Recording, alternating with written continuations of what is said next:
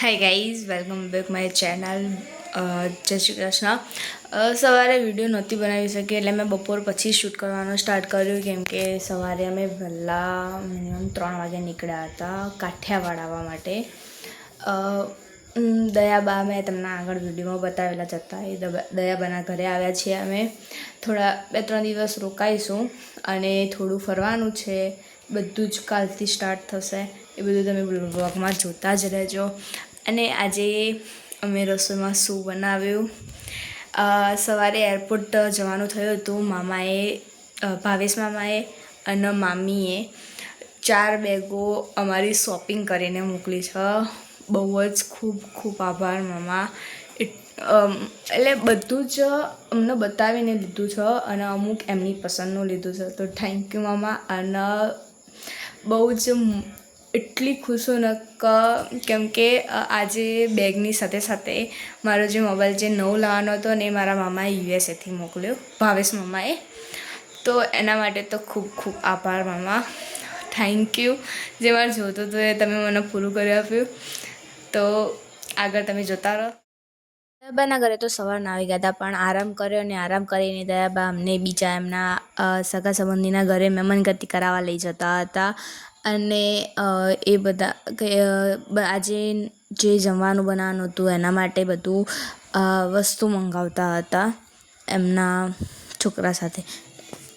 અને પછી અમને લઈ જાય છે એમના જૂનું, એટલે કે આ અમે ગયા હતા ને એમનું નવું મકાન છે.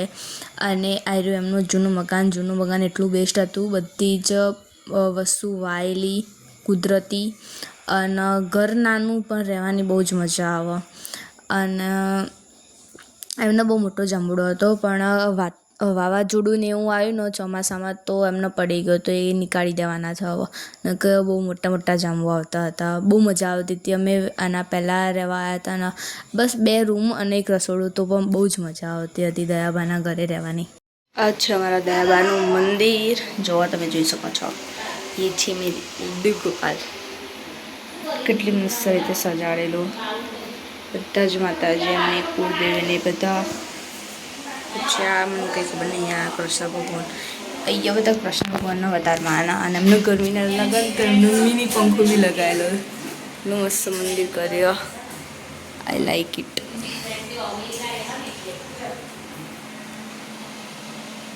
પછી રસોઈનો ટાઈમ થઈ ગયો હતો, તો મમ્મી આજે સેન્ડવિચ બનાવવાની હતી.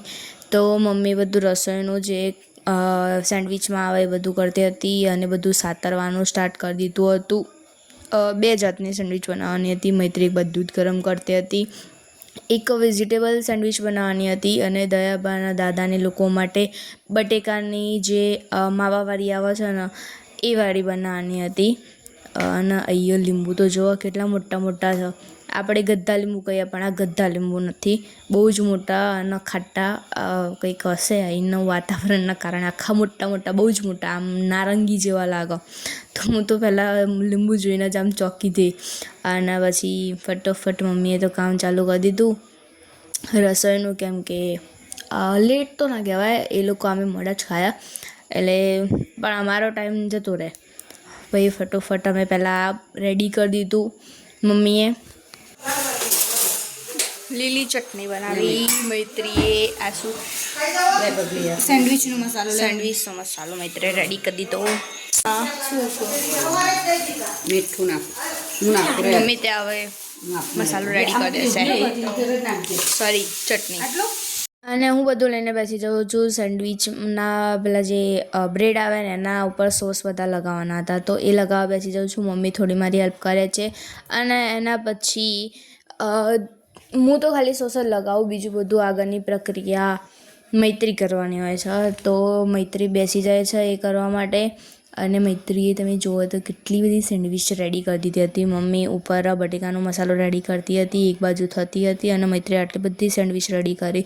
અને જોતાં જોતાં તો કેટલી બધી સેન્ડવિચ રેડી થઈ ગઈ હતી. પછી બધાને જમવા બેસાડી દીધા, કેમ કે સેન્ડવિચ ઠંડી થઈ જાય તો કોઈ મજા ના આવે. તો એ બધાને જમવા બેસાડી દીધા, દયાબાને બધાને. અને મૈત્રી વાસણ લૂછતી હતી વધારાના. અમે તો કામવાળી આવે પણ કરી દઈએ છીએ કામ. સવારે આજે નથી આવવાની એટલે. તો આજનો વ્લોગ અહીં જ હું એન્ડ કરીશ. કાલના વ્લોગ અમારા માટે સ્પેશિયલ છે. કાલે ફરવા પણ જવાનું છે ને અમારા માટે, મારા અને મૈત્રી માટે કાલ સવારે શું છે એ બધું જ તમને કાલના વ્લોગમાં ખબર પડી જ જશે. તો આજનો વ્લોગ અહીં જ એન્ડ કરી દઈશ. તો મળીએ નેક્સ્ટ વ્લોગમાં. બાય. જય દ્વારકાધીશ.